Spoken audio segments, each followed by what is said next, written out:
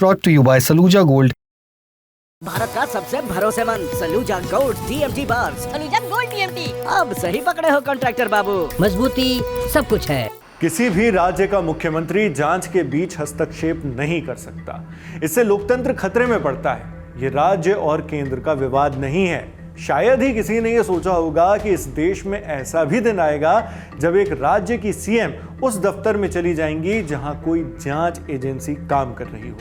Supreme court ने IUPAC case की सुनवाई के दौरान ममता बनर्जी को फटकार लगाते हुए ये बातें कही हैं। सीएम ममता बनर्जी 22 अप्रैल को आईपैक रेड मामले में ईडी की याचिका पर सुप्रीम कोर्ट में सुनवाई हुई। सुनवाई के दौरान कोर्ट ने ईडी की जांच के बीच सीएम ममता बनर्जी के दखल को गलत ठहराया।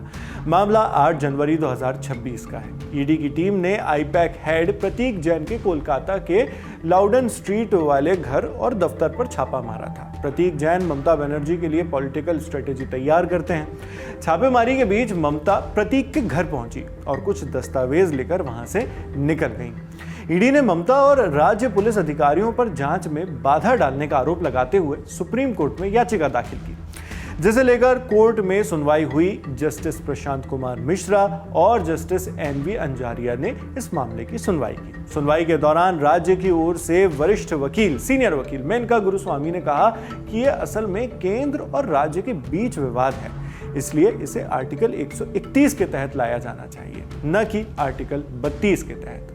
आर्टिकल 131 के तहत सुप्रीम कोर्ट को केंद्र और राज्य के बीच या अलग अलग राज्यों के बीच होने वाले झगड़ों की सीधे सुनवाई करने का अधिकार मिलता है।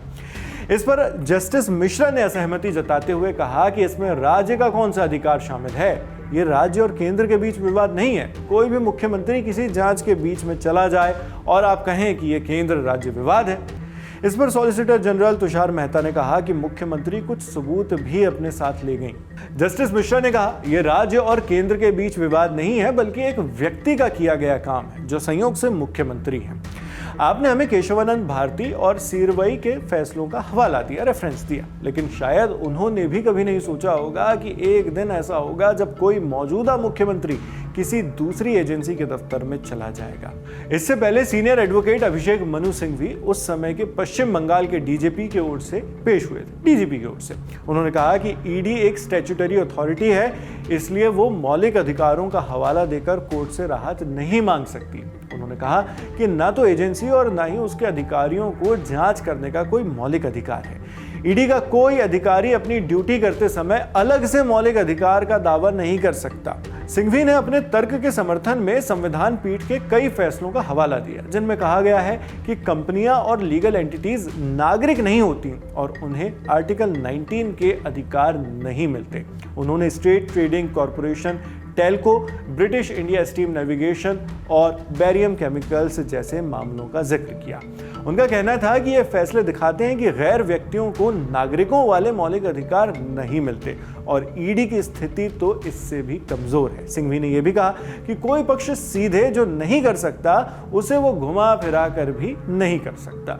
उनके मुताबिक ईडी कानूनी सीमाओं को दरकिनार करने के लिए अपने मामले को इस तरह पेश कर रही है कि उसे अप्रत्यक्ष रूप से संवैधानिक सुरक्षा मिल जाए। उन्होंने कहा कि आर्टिकल 14, 21 और 22 यहां लागू नहीं होते, क्योंकि मामला व्यक्तिगत स्वतंत्रता का नहीं बल्कि सरकारी कामकाज का है। वहीं राज्य की तरफ से कहा गया कि इस तरह की याचिका फेडरल स्ट्रक्चर के लिए खतरनाक हो सकती है और मामला पहले से ही कलकत्ता हाईकोर्ट में लंबित है, पेंडिंग है।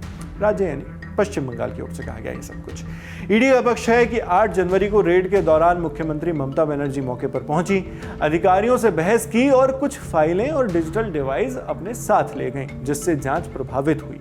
वहीं राज्य सरकार का कहना है कि पुलिस को सूचना मिली थी कि कुछ लोग खुद को केंद्रीय एजेंसी बताकर दफ्तर में घुसे हैं, इसलिए कार्रवाई की गई। सुप्रीम कोर्ट ने पहले ही इस मामले को गंभीर बताते हुए ईडी अधिकारियों के खिलाफ दर्ज FIR पर रोक लगा दी थी और राज्य सरकार को CCTV फुटेज और अन्य सबूत सुरक्षित रखने के निर्देश दिए थे, रिजर्व रख लीजिए कहा था।